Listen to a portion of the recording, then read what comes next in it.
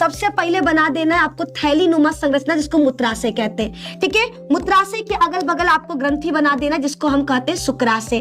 ठीक है, फिर आप एक लंबा सा नलिका निकाल देना, जिसको हम मूत्र नलिका कहते हैं। ठीक है, इस मूत्र नलिका के अगल बगल एक और ग्रंथि बनाना, जिसको प्रोस्टेट कहते हैं। प्रोस्टेट के नीचे एक और ग्रंथि बनाना, जिसको बल्बोइरेथ्रल कहते हैं। और बल्बोइरेथ्रल के ठीक नीचे एक लंबा बेलनाकार संरचना बनाना, जिसको हम शिश्न कहते हैं। शिश्न बच्चा आगे से थोड़ा चौड़ा होता है, तो ये भी आपको बना देना है। अब आगे की तरफ बढ़ते हैं। ठीक है, ये शुक्राशय से गुजरती हुई एक नलिका दिखा देना।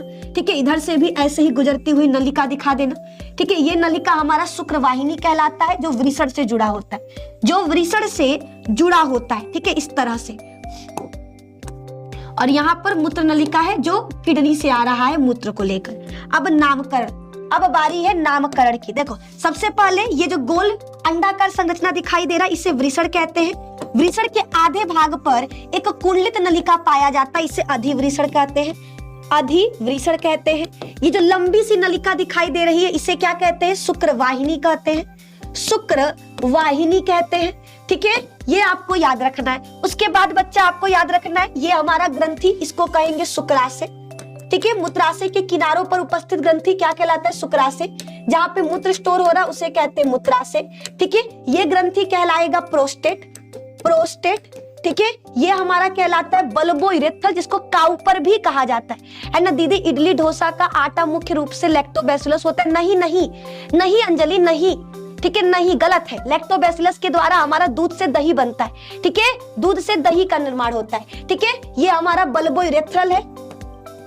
बल्बोइरेथ्रल है, जिसको हम काउपर भी कहते हैं।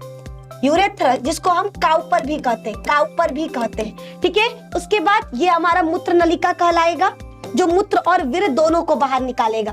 ठीक है, ये लंबा बेलनाकार संरचना, इसको शिश्न कहते हैं। शिश्न का अग्रभाग थोड़ा चौड़ा होता है, इसे शिश्न मुंड कहा जाता है। शिश्न मुंड कहा जाता है। और शिश्न मुंड पर एक छिद्र होगा, जिसे शिश्न छिद्र कहते हैं। और ये हो गया हमारा कंप्लीट, है ना? ये हमारा भैया कंप्लीट हो चुका। बताओ कितना आसान है ना? हम भैया थोड़ा सा टेढ़िया मेढ़िया के बनाए, आप लोग बढ़िया से बनाइएगा, है ना? हमारा थोड़ा सा ऊपर नीचे हो गया, बट आपको भैया सोच समझ के, संभल के, बढ़िया तरीके से बनाना है ना? सभी को याद रखना है। ठीक है,